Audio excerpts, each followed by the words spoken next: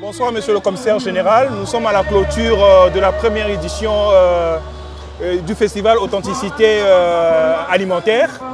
Par rapport à quel sentiment, quelle impression se dégage à la clôture de ce festival? Merci Monsieur le journaliste. La première impression c'est la joie.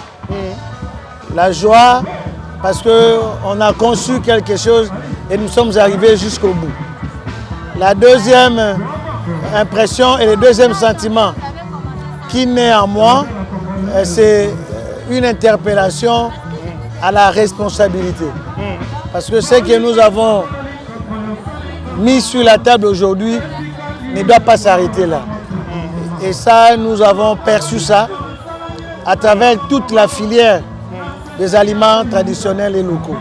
Les débats qui étaient faits en salle et tout ce qui se passe maintenant dehors attestent que nous sommes engagés sur une voie de responsabilité. Et nous cherchons à revenir, parce qu'il y a eu des panels, il y a eu des ateliers, il y a eu des études de fond qui ont été animées par les experts ici. Nous voulons savoir une petite restitution de ces panels qui a eu lieu dans le cadre de ce festival. Ok, merci. Nous avons eu 3 grands experts qui ont exposé. Le premier, c'est le prof Théophile Mbemba, qui nous accompagne, qui nous a accompagnés depuis le début dans notre campagne. Je mange africain, ma nourriture est africaine, authenticité alimentaire, je mange congolais. Lui, il est plus revenu sur la question, la problématique de la fortification et biofortification. Vous savez, aujourd'hui, il y a beaucoup de projets ici qui demandent qu'on améliore par exemple le manioc en ajoutant la vitamine A, c'est une question de carence. Avec le prof Théophile Bemba, l'étude qu'il a menée dans le cadre de cette campagne, les ouvrages que nous avons publiés attestent que les aliments traditionnels sont des alternatives crédibles à tout ce qui est fortification, biofortification. Il faut seulement savoir les utiliser, être informé. Ça, c'est la première chose et c'est ça qui m'a le plus touché. La deuxième thématique qui a été abordée, c'est la question, vous savez, on parle de la résilience, on parle de l'agriculture durable, il y a le changement climatique et parfois les plantes sont attaquées par diverses espèces d'animaux végétaux.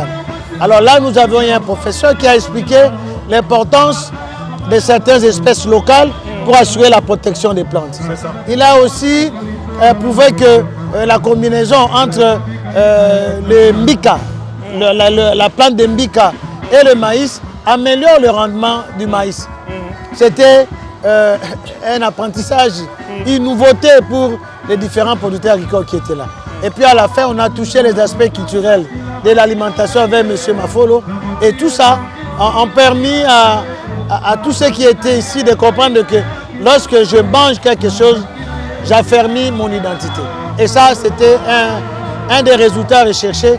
Nous pensons que nous l'avons obtenu parce qu'après la salle, les gens ont visité les différents stands, ils ont dégusté, ils ont appris à préparer.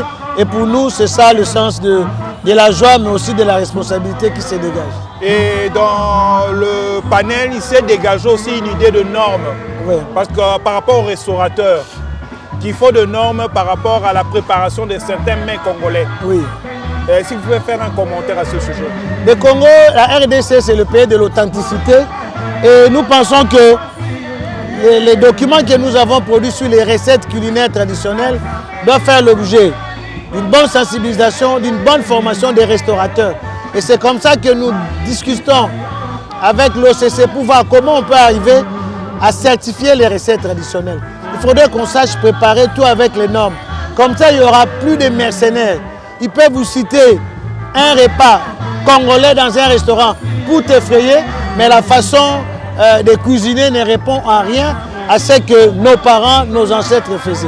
Donc, la certification des recettes traditionnelles est aussi une piste sur laquelle nous allons nous engager pour les prochains jours ici.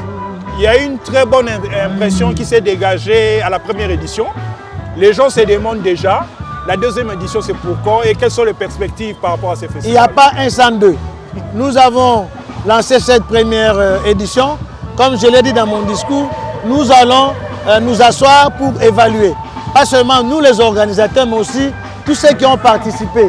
On va faire un panel avec eux pour qu'ils nous disent qu'est-ce que nous devons améliorer pour que ces festivals, qui est une appellation bien contrôlée du Comité national pour la promotion de l'agriculture familiale, soit respecté. Le festal, c'est SEMPAF. Donc là,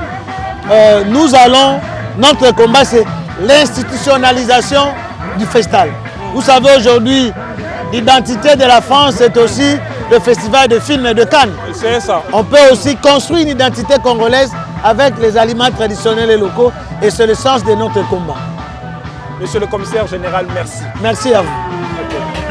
Okay.